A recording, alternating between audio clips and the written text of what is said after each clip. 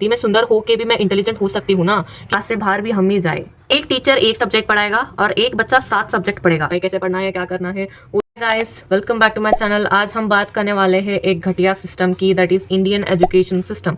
अब कोई फर्क ही नहीं बचा इन वर्ड घटिया एंड इन एजुकेशन सिस्टम, क्योंकि इन्होंने इतने पेपर लीक किए हैं, लेकिन इस बार इनका भांडा पूरे दुनिया में फूट चुका है एंड अभी सभी लोग दंगे कर रहे हैं। And I really support it because even I am not okay with the education system that is right now.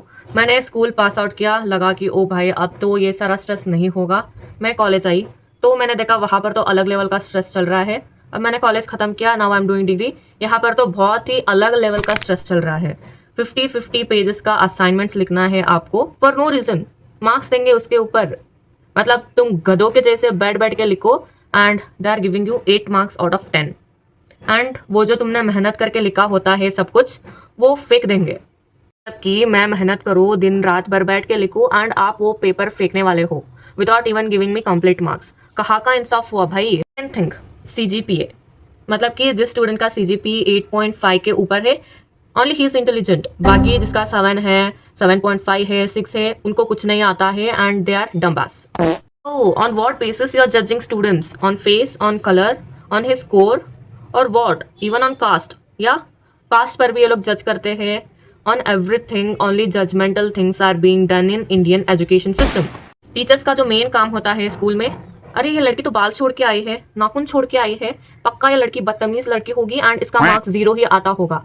I don't know on what basis they are judging you. क्यों मैं सुंदर नहीं दिख सकती, मैं सुंदर हो के भी मैं इंटेलिजेंट हो सकती हूँ ना। कि गधे जैसे दिखने वाले बच्चे ही आपको बहुत ही ज्यादा इंटेलिजेंट और बहुत ही ज्यादा स्मार्ट लगते हैं। लड़कियों का हो गया, बॉयज का बाल नहीं काटे, पक्का ये लड़का नशा करता होगा। इसकी तो मैं तो पढ़ाई और पढ़ाने के बारे में मतलब है ही नहीं guys. They just want to see कि मैं कैसे इस बच्चे को जज करूँ और कैसे मैं इस बच्चे को कॉन्फिडेंस को नीचे गिरा दूँ। And one more thing, in engineering ऐसा भी हो सकता है कि एक बच्चे ने बहुत ही ज्यादा मेहनत करी, उसके साथ कुछ तो बुरा हो गया जिसके कारण उसका एग्जाम अच्छा नहीं गया एंड वो बच्चा अब मैनेजमेंट के थ्रू आ रहा है।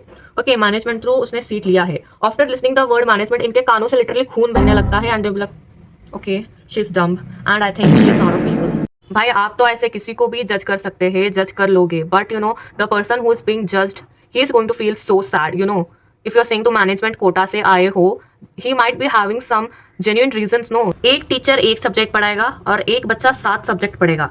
पढ़ सकते हैं, ओके हम पढ़ लेंगे, बट यू नो एक दिन में इतने सारे सब्जेक्ट्स के होमवर्क नहीं किया तो again we are going to insult you in class tomorrow, you are going to be thrown out of the class. की फीस भी हम भी भरे, क्लास से बाहर भी हम ही जाए। कहाँ का हो गया ये। I don't think the Indian education system was like this, but the teachers and the people who started teaching made it like this. बच्चे कॉपी क्यों कर रहे हैं? Because of the system. पहली बात तो बच्चे में डर बिठाया जा रहा है कि if you fail you are not going to get chance again, ये हो जाएगा, वो हो जाएगा, तुम्हारा नाम बदनाम हो जाएगा, you will be called as dumbass, this that many things are going to be filled in your brain that you will be pressurised कि भाई मैं कैसे भी करूँ, मुझको पास होना है and the last option becomes to make chits. Colleges में तो बेमतलब ही स्टूडेंट्स को जज किया जाता है एंड इंसल्ट किया जाता है। आई don't know why can't educators mind their work. पढ़ाने आए हो, पढ़ाओ, हम पढ़ेंगे, पढ़ के जाएंगे, आपको इतना जज क्यों करना है। कुछ teachers they you know mind their work, अच्छे से पढ़ाएंगे, अच्छे से बात करेंगे, दे नॉट गोइंग टू जज एनीवन। बच्चों को जो भी हेल्प चाहेंगे वो हेल्प करके जाएंगे। I have seen such teachers also but very less. हाँ ना, आजकल के पॉलिटिकल लोग ये सब नहीं समझेंगे, उनको बस मतलब है पैसों से एंड उनका इज्जत से। ये सब छोड़ के उनको बाकी देश में क्या चल रहा है उस बात का फर्क ही नहीं पड़ता। दे जस्ट वांट वोट्स, वोट्स के लिए ही सब करेंगे। वोट्स चाहिए, वोट्स के लिए नाच भी सकते हैं, जो करना है वोट्स के लिए करेंगे, बाकी जो हो रहा है उनको कुछ फर्क नहीं पड़ता। सोचो अगर आप एक स्टूडेंट हो जिसको दिल में बहुत ही ज्यादा है कि मुझे MBBS ही करना है, I want to become doctor, and you are working hard, you are giving your 100% daily, तुम खाना स्किप कर रहे हो, तुम कॉलेज में बैठ के पढ़ रहे हो, तुम्हारी पूरी फैमिली बाहर घूमने जा रही है, but you are not going because you want to study, you want to become doctor. तुम सब छोड़ छाड़ के पढ़ पढ़ के तुम्हारा आँख सूझ रहे हैं, you are getting problems and तुम वो प्रॉब्लम्स को सहन कर करके तुमने इतना प्रैक्टिस किया है, तुमने जाके नीट एग्जाम लिखा, तुम्हारा स्कोर 650 670 आ रहा है, then suddenly someone is saying कि ओ भाई पेपर लीक हो गया, अब रीनीट होगा। नहीं, उस बच्चे का क्या होगा भाई, सोचो ना एक बार, समझो कि वो बच्चा आप ही हो, क्या हो सकता है।